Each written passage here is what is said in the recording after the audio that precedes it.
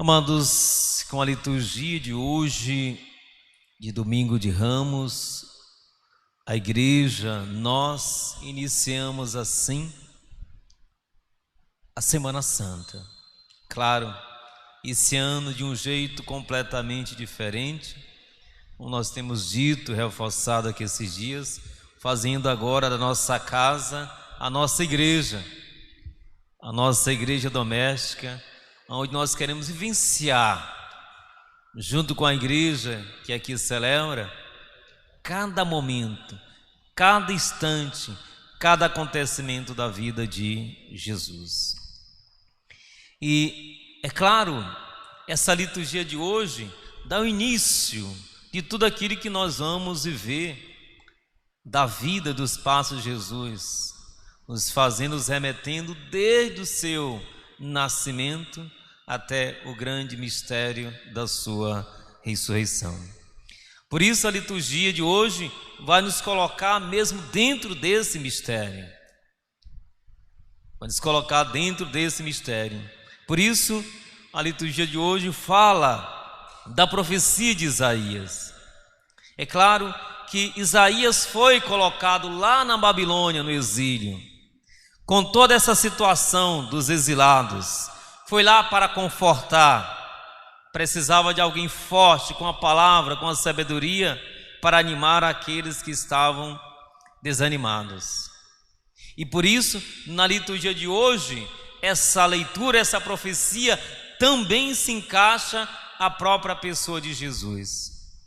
E aí vale aqui lembrar, amados irmãos, amadas irmãs, vale muito bem lembrar de tudo aquilo que Jesus fez. Só mesmo nessa Semana Santa, ou melhor dizendo, na Quaresma, nós vamos vendo os vários passos de Jesus, que cada domingo, mas na liturgia semanal, nós somos também celebrando. Nós começamos a Quaresma com as cinzas. Depois nós percebemos que a vida desse Jesus, Deus, nascido lá em Belém, é preciso dizer que é o mesmo Jesus nascido em Belém, é aquele que vai também ser tentado lá no deserto, para saber que a vida e o seu ministério público não seria fácil, mas para dizer também a todos nós que o seguimos, a vida do seu seguidor deve ser semelhante ao seu mestre.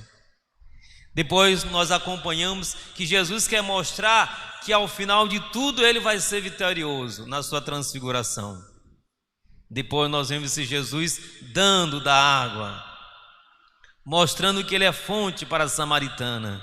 Depois Jesus mostrando que ele veio também para curar as pessoas, quando ele cura o cego de nascença. E depois tudo isso se culmina com a ressurreição de Lázaro, para mostrar que ele, mas também a nós, no último dia haveremos também de ressuscitar. Amados irmãos, mas é bom também lembrar que mais do que nunca esse Jesus também confortou as pessoas. Ele foi ao encontro dos pobres, dos marginalizados, dos coxos, dos excluídos. Tudo Jesus fez acontecer, para mostrar que de fato a profecia de Isaías, esse servo sofredor, é mesmo esse Jesus, porque ele se encaminha e ele vive daquilo que Isaías vai anunciando, de maneira muito humilde. Por isso nós vemos na segunda leitura, amados irmãos, aquilo que Paulo fala à sua comunidade de Filipe, porque havia também na comunidade de Filipe discórdias, intrigas, invejas. E ele coloca o exemplo do próprio Cristo, mostrando que o Cristo, embora ele nascesse na condição divina, sendo Deus, ele não faz uso disso, para dizer que Jesus não se envaideceu com absolutamente nada, mas pelo contrário, esse Jesus esvaziou-se. Não é que ele deixou de ser Deus, ele continuou sendo Deus, mas ele esvaziou-se dessa condição para se tornar igualzinho a nós, para que a gente não pense assim, Jesus fez de conta que era humano. Não, por amor a nós, ele assume mesmo a nossa condição, de tal maneira que ele assume a nossa condição fazendo escravo, e servindo a todos nós.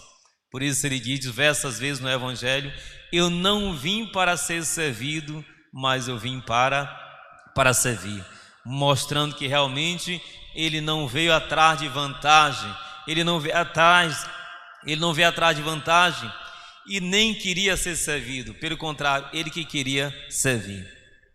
Por fim, amados, nós vemos no Evangelho de Mateus, Mateus que escreve para os judeus, ele quer mostrar aos judeus que de fato esse Jesus que agora é crucificado é o mesmo anunciado pelos profetas, é o mesmo Jesus já falado no Antigo Testamento.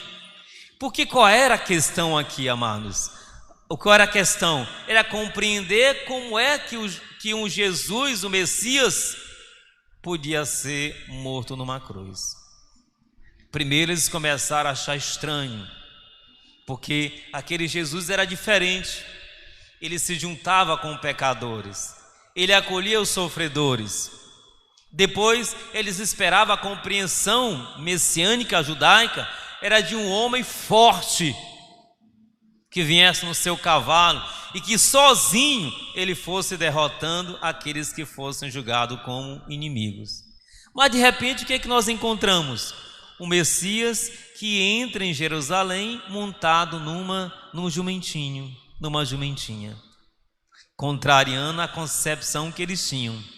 Mas é claro, quando eles veem Jesus, por tudo aquilo que Jesus veio, embora assim meio que confuso e indeciso, mas eles começam a clamar com seus ramos, começam a agitar os seus ramos, aclamando que ele era o rei dos judeus.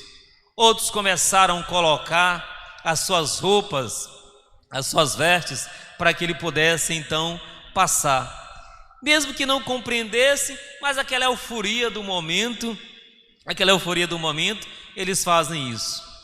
Mas de repente, vejam como eles realmente não compreenderam, quando eles perceberam que Jesus foi preso, que Jesus estava sendo julgado, já dando características de alguém que estava derrotado. Eles disseram: não pode ser isso, não pode. E qual foi a resposta deles? Crucificam. Por isso, muitos deles preferiram até Barrabás do que o próprio Jesus, preferiram o próprio Barrabás. E aqui a reflexão que nós fazemos, amados irmãos: será que nós ainda hoje não continuamos a preferir Barrabás? Será que nós não continuamos a crucificar Jesus do mesmo jeito, ou mesmo julgá-lo como ele foi julgado? Isso nos faz um pouco refletir. Isso nos faz pensar com todo esse contexto que nós temos vivido, toda essa situação que nós estamos vivendo em torno do isolamento causado por esse vírus, nos faz pensar da nossa postura, das nossas escolhas, sobretudo com relação a Jesus. Eu já antecipei na missa passada, quantas vezes, amados irmãos, durante essa semana, a Semana Santa, nós não deixamos de vivenciar a nossa fé. Quantas vezes nós não deixamos Jesus sozinho? Se nós pensamos bem, nessa semana que era para as igrejas estarem mais cheias, normalmente era a semana que as igrejas estavam mais vazias. Porque às vezes nós, querendo satisfazer as nossas vontades, os nossos gostos, nós acabamos indo em viagens e passeios, e às vezes deixamos o próprio Jesus na cruz sozinho. Então, esses dias é realmente para nós pensarmos, refletir e pensar mesmo, reconhecer que aquilo que nós fazíamos não era o correto. E agora nós temos a oportunidade, certamente, de corrigir. Eu sei que agora é o momento que Deus está nos dando a oportunidade de repensar, e de talvez agora Ele nos dando essa oportunidade, nós possamos agir de forma diferente, para que nós não venhamos mais a crucificar Jesus, porque das vezes que eu deixei de estar com Ele e que eu fiz tudo aquilo que era o contrário que a igreja me mandava fazer, ou a palavra, de certa maneira, eu não só estava julgando, mas até mesmo crucificando Jesus novamente. Portanto, amados irmãos, reconheçamos a nossa culpa, os nossos erros, porque esse reconhecimento nos dará a graça de não mais cometê-los.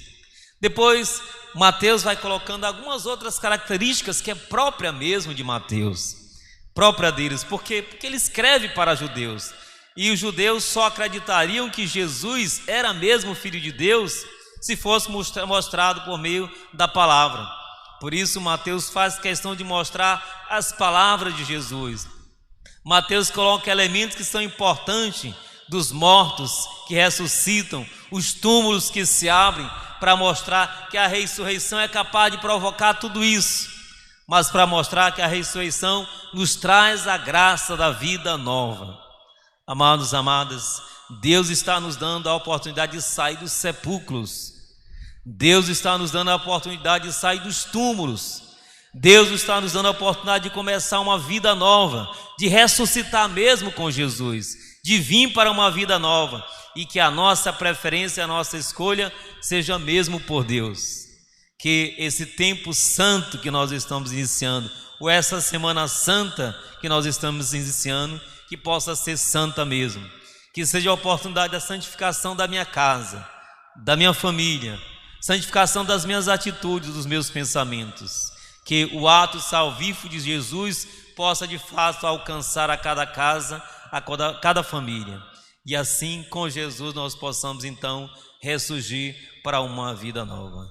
Que Deus abençoe a cada família, a cada casa, restaurando a nossa fé, restaurando a nossa esperança, nos dando a segurança para que em Jesus nós possamos então passar pela cruz, sim, porque não existe ressurreição sem cruz. Que possamos passar pela cruz, mas que não fiquemos na cruz, que nós possamos ressuscitar com Jesus. Que Deus abençoe a cada um de nós, hoje e sempre. Louvado seja nosso Senhor Jesus Cristo. Para sempre seja louvado, amado e adorado.